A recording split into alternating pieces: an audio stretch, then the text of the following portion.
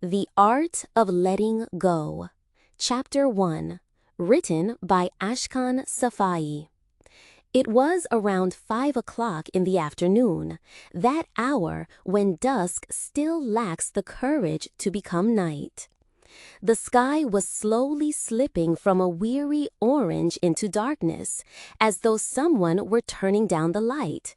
Not suddenly, not by decision, but out of habit. A man, around 40 years old, appeared at the far end of the alley. He had a large but well-proportioned build, and an old leather briefcase hung from his hand, a briefcase whose weight seemed to have long ceased being just papers and documents. It carried the repetition of days. His shirt, slightly wrinkled and damp with sweat, had come untucked from his black dress pants, pants that no longer quite fit him, nor seemed to have the will to stay in place. And with a tired elastic waistband, they barely clung to the man's waist.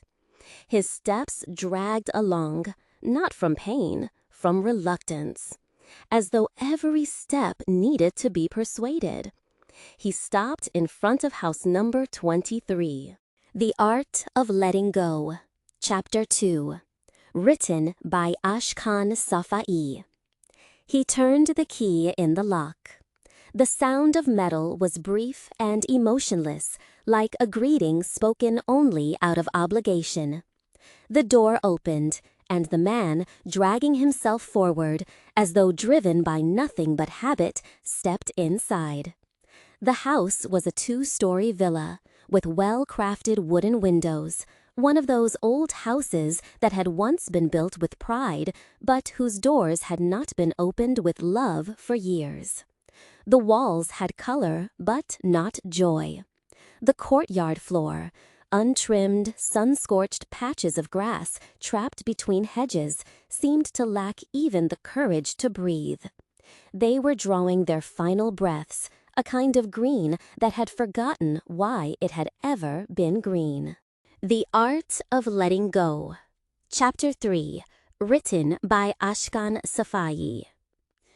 There was no trace of enthusiasm, no sign of life. The house felt more like a place people simply returned to, not a place where they wished to stay. Dusk peered in through the windows and slowly, without asking permission, made the house even darker. And the house, like the man, was silent. Its reluctance had gone beyond what one could imagine of a living human being. Without bending down, the old leather briefcase slipped from his hand. The briefcase didn't fall, and it wasn't thrown. It simply collapsed onto the floor like something that no longer had an owner. He nudged off his shoes with his feet. One struck the wall. The other came to rest in a different corner. Neither remained beside its pair. The Art of Letting Go.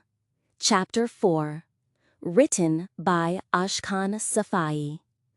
The light, that same thin strip filtering through the doorway, managed to drag itself into the house for a few brief seconds, and then it was gone.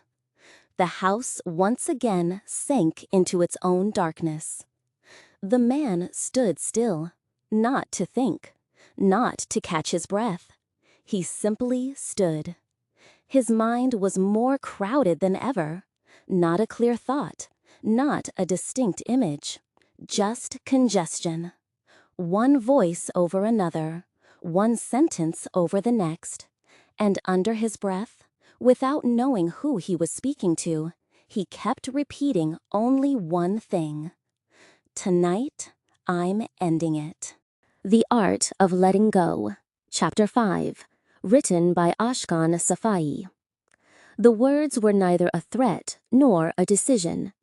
They sounded more like a report of something that had happened inside him a long time ago. The house offered no reply. The house didn't know how to reply. But somewhere in the darkness, a quiet sound, very quiet, began counting time. Tick, Tick, tick, and the silence of the house, for the first time, began to crack. He pushed the waistband of his pants down from his hips.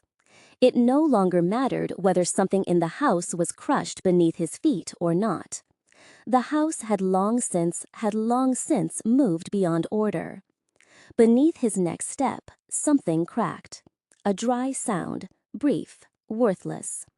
For a moment, the silence of the house was broken. Tick, tick, tick. But what did it matter? When the whole world had been broken long ago, what difference did the breaking of a ridiculous salt shaker make? Salt scattered across several books and magazines.